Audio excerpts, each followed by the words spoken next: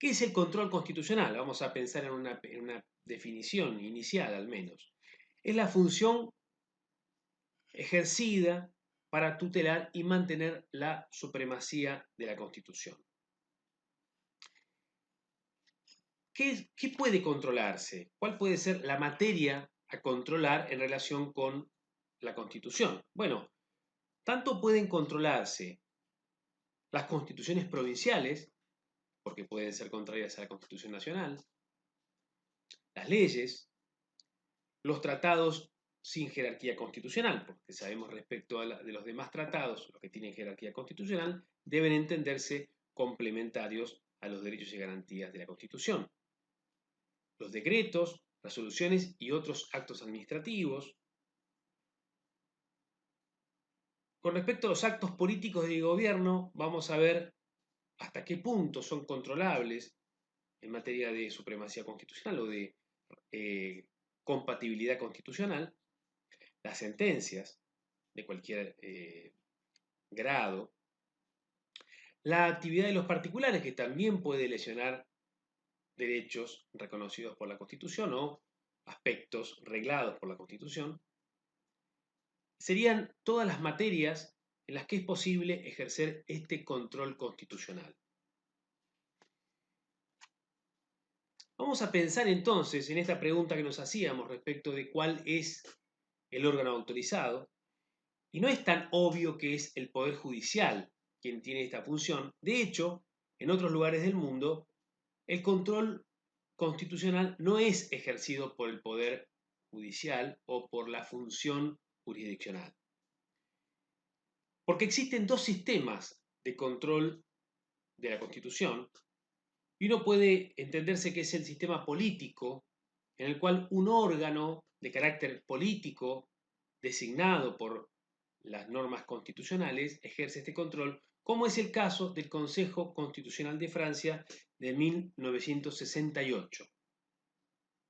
Y otro sistema es el sistema jurisdiccional, en el cual es la justicia, ya veremos si es todos los órganos judiciales, algunos órganos judiciales, pero en definitiva la función jurisdiccional es también función vinculada con el control de supremacía de la Constitución. Está claro que en nuestro país tiene este segundo sistema, que es el sistema de control jurisdiccional. Por lo tanto, la función de control constitucional es una función jurisdiccional. Ahora, cuando pensamos en qué órgano realiza este control dentro del Poder Judicial, nos encontramos con que también hay variantes. Una variante podría ser la de que cualquier tribunal, cualquier juez o tribunal pueda ejercer esta tarea de controlar la compatibilidad o realizar el test de constitucionalidad respecto de toda esta materia que dijimos que era controlable. En el otro extremo se encuentran los sistemas en los que solo un órgano designado específicamente es el que realiza el control constitucional, como es el caso, por ejemplo, de la Corte Constitucional de Colombia, como es el caso de la Corte Constitucional de Sudáfrica, y hay otros sistemas en el mundo que ustedes van a ver en los textos, en los que un órgano específico, un tribunal específico se encarga de esta tarea. Y en el medio de estos dos sistemas existe una tercera opción, que es la denominada mixta. Es decir, existen diferentes vías de control constitucional. Algunas son para ser ejercidas por todos los tribunales y otras solamente por un órgano en particular. Recapitulando, tenemos el control jurisdiccional de tipo difuso, en el que todos los tribunales tienen competencia para realizar esta tarea de control de la supremacía constitucional. Tenemos el sistema concentrado, en el que solo un órgano específico es designado, y entre medio de estas dos opciones existe el control jurisdiccional mixto, en cual varía esta autoridad establecida para el control según sea el la vía a utilizar. Ahora vamos a profundizar respecto de la clasificación de este control y va a entender este aspecto. En el sistema federal de la Argentina, nuestro mecanismo es el de control jurisdiccional difuso. Esto quiere decir que cualquier juez de cualquier instancia está habilitado para realizar el control constitucional.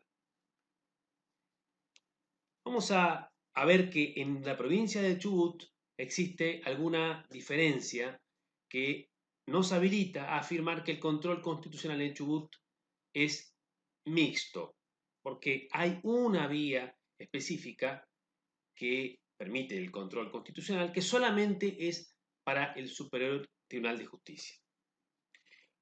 ¿Cómo clasificamos el control constitucional? Según las vías. Aquí tenemos una vía directa de acción o demanda. Entonces, estamos empezando a analizar dentro del sistema de control jurisdiccional diferentes vías de ese control, diferentes formas que toma el control constitucional según el sistema elegido en cada estado. En la vía directa, uno puede atacar la presunta invalidez constitucional de una norma o de un acto, aún fuera de tener lo que conocemos como caso. Es muy diferente al sistema indirecto, incidental o de excepción, en el cual necesitamos un caso, es decir, necesitamos un planteo principal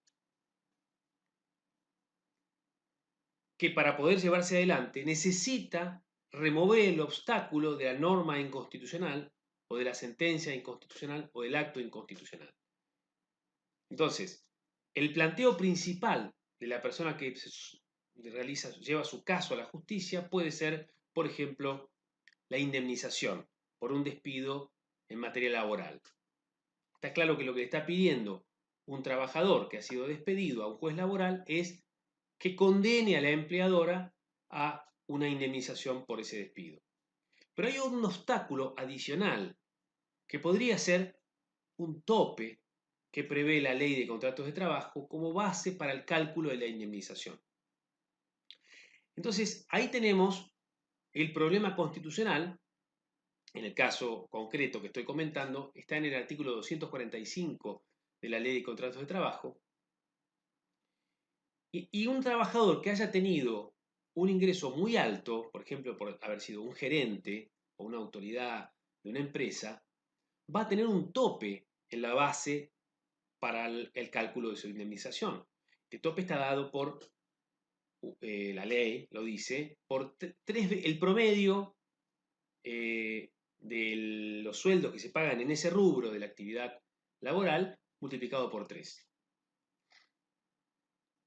El trabajador entonces va a recibir una reparación en materia de indemnización laboral muy inferior a la relación que tenía en cuanto a su sueldo. Es decir, que el cálculo indemnizatorio no va a estar vinculado con los haberes que percibía en la realidad. Este problema constitucional se planteó en Argentina y tiene que ver con las indemnizaciones tarifadas. Las indemnizaciones tarifadas que están en materia laboral son muy comunes, riesgos de trabajo, despidos, pero también en otros rubros del derecho, han sido cuestionadas. Y en general la Corte ha convalidado el sentido jurídico de estas tarifas que permiten una facilidad práctica para establecer el monto de los daños, aunque a veces puede ser injusto. Quiere decir lo siguiente: si un trabajador fue despedido y al día siguiente consiguió un trabajo mucho mejor, es difícil que pueda demostrar que tuvo un daño. Pero el patrón no va a poder discutir eso para negarse a pagar la indemnización porque la ley establece una tarifa que no se puede discutir.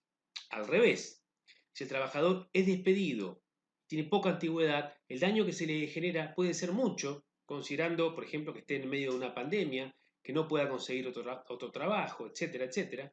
y tampoco va a poder discutir que es poco el monto de la indemnización. Es decir, la cuantía, el quantum indemnizatorio, está definido por la ley con una tarifa que el trabajador no puede discutir y el patrón tampoco puede discutir.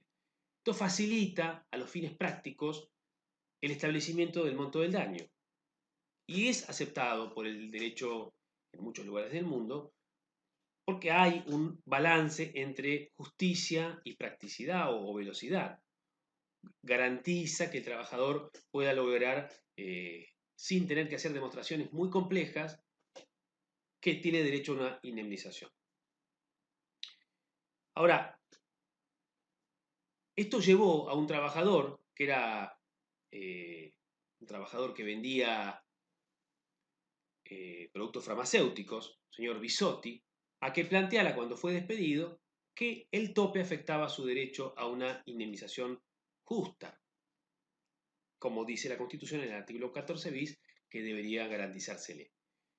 Por lo tanto, hizo un planteo vinculado con ese derecho y la Corte en ese caso revisó porque dijo que existía una desproporción significativa entre lo que habría percibido en caso de no aplicarse el tope y el resultado del tope, una merma que excede lo que se considera confiscatorio en términos, por ejemplo, impositivos. Ustedes saben que la Corte tiene otros pronunciamientos que acepta que hasta un 33% de un determinado capital puede aplicarse un gravamen sin que sea confiscatorio. Por encima de ese porcentaje, la Corte ha tendido a considerar que afecta el derecho de propiedad por confiscatorio. Entonces tenemos tres vías posibles de control constitucional en el sistema judicial, que podría ser la vía directa. Esto, por ejemplo, existe en la Ciudad de Buenos Aires. La Ciudad de Buenos Aires permite que una norma sea atacada en forma abstracta, aunque no se invoque una violación particular, solo que quien lo invoque tiene que expresar el interés jurídico por ese planteo, pero no el caso, en términos como en el ejemplo que dábamos de la necesidad de remover un tope indemnizatorio para obtener una reparación laboral. La indirecta, que es la que más conocemos y más se utiliza en nuestro sistema constitucional, es aquella por la cual el afectado o el justiciable va a plantear un objeto vinculado con algún derecho que quiere que sea reconocido por el sistema judicial, pero tiene un obstáculo. Ese obstáculo está constituido por alguna norma, contrato o acto inconstitucional, y por eso, para poder satisfacer su objeto principal en forma indirecta, incidental o de excepción, acompaña un planteo constitucional. Vamos a ver que esto es muy importante cuando estudiemos el tema de los recursos extraordinarios federales, porque el planteo constitucional de un caso lo tenemos que hacer en la primera oportunidad judicial disponible. Entonces, si presentamos una demanda en el juzgado laboral de Trelew, allí tenemos que decir aquí hay una afectación eventual, posible, del derecho a la reparación del derecho del trabajador frente al despido arbitrario, a la protección del despido arbitrario. Y habría una tercera posibilidad, según la vía, o clasificación, según la vía, que es la elevación del caso efectuada por un juez. Hay sistemas que establecen que un juez puede elevar el caso, como en consulta, a un órgano específico y especializado. También se puede clasificar el control constitucional según el sujeto legitimado. Siempre tomamos en cuenta que el afectado es el principal sujeto legitimado, es el titular del caso, pero también hay situaciones en las que cualquier persona puede ejercer este control constitucional o este pedido de intervención judicial. El Ministerio Público Fiscal, en la medida en que se le reconoce una representación general de intereses de la comunidad, el Defensor del Pueblo, también por sus facultades y competencias propias, y a la luz de la ampliación que genera el artículo 43 de la Constitución para los casos colectivos, las asociaciones civiles que tengan que ver con esos efectos, con esos objetos de afectación de derechos.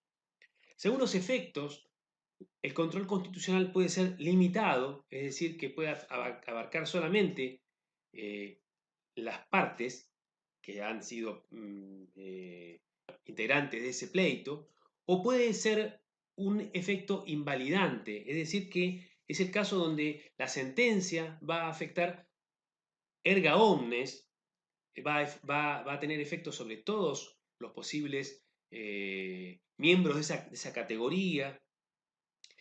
Y también está, en este caso, la situación en la que la norma, como efecto del control constitucional, es derogada.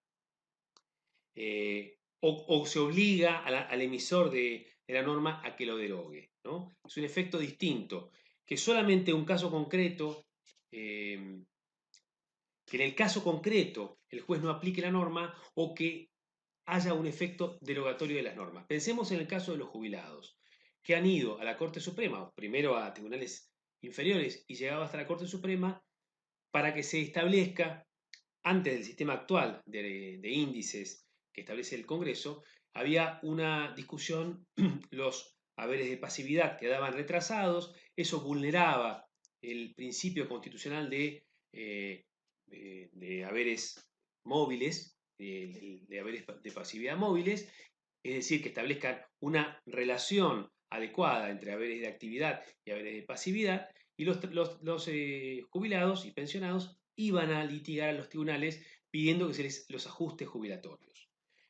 Cada uno de esos jubilados que conseguía invalidar las normas en cuanto a la omisión del ajuste jubilatorio no tenía ningún efecto respecto de todo el resto de los jubilados que seguían cobrando un haber inferior a lo que correspondería según una norma constitucional. Había miles y cientos de miles de casos, sin embargo, ningún caso tenía efecto sobre los otros. Es decir, el efecto era estrictamente individual. En cambio, en el extremo opuesto, podemos considerar el caso Alavi, en el cual una persona de profesión abogado se presenta cuestionando a una ley que establecía que las empresas de telefonía y de Internet, provisión de servicios de Internet, guardaran por 10 años los datos de tráfico vinculados con las llamadas que hacemos o las páginas de Internet que miramos. Y esta persona, este señor Alavi, consideraba que eso afectaba su derecho a la intimidad, a la privacidad, y también su derecho como abogado a ejercer la profesión en la medida en que tenía que comunicarse con clientes, y todo eso iba a quedar registrado y disponible para el Estado durante 10 años. En este caso, la Corte entendió que no había forma de darle la razón a Alavi en cuanto a que esta norma era inconstitucional, sin afectar el sistema en su totalidad, porque Alavi se comunicaba con alguien, Alavi veía páginas de Internet de alguien, de algún servidor, de algún dominio. Por lo tanto, no era posible, como remedio, solo proteger la situación de Alavi, y este caso se consideró un caso como nacimiento de una acción de tipo colectiva distinta de las anteriores, porque el efecto de la sentencia de la Corte en el caso Alavi fue anulatorio, fue derogatorio de la ley en sí. Y es lo mismo que pasa en los sistemas en los que, como en Chubut, se permite que por la declaración de 2 veces consecutivas o 3 veces alternadas de invalidez legal, de invalidez constitucional de una ley, la misma quede derogada. Artículo 175 de la Constitución Provincial. Entonces, son casos excepcionales en los que el efecto del control constitucional es derogatorio.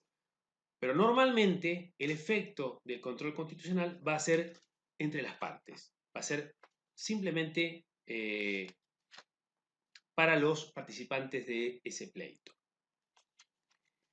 Bueno, repasando, en Argentina tenemos un sistema de control jurisdiccional, ya indicamos que existe otro que es político, difuso, porque cualquier juez que tenga competencia para decidir un caso tiene competencia para controlar que no se apliquen normas o actos contrarios a la Constitución. Por vía indirecta o incidental, es decir, que todos los casos, en principio, en general, tienen que plantearse como todos los casos constitucionales como adosados y acompañan un planteo principal que va a ser divorciarse, conseguir una indemnización o conseguir la absolución penal. Lo que está pidiendo la persona siempre es algo distinto que no tiene contenido constitucional, pero hay un obstáculo constitucional que hay que derribar y por eso incidentalmente, indirectamente o excepcionalmente se plantea el asunto constitucional. Hemos visto que los sujetos son tanto el afectado como el Ministerio Público Fiscal, Defensoría del Pueblo, organizaciones. En algún caso, como por ejemplo es en el caso de que previsto para la Ley de Protección Integral de la Niñez y Adolescencia, cualquier persona puede proteger niños en situación de vulnerabilidad si invoca, incluso podría ser el caso de un problema constitucional. Y también por lo general, el efecto va a ser limitado al caso concreto. De este modo tenemos una mirada general que ustedes tendrán que complementar con las lecturas recomendadas de cuál es el sistema de control constitucional en la Argentina, qué otras alternativas existen, someramente, y qué características diferenciales tiene el sistema en la provincia del Chubut. Muchas gracias.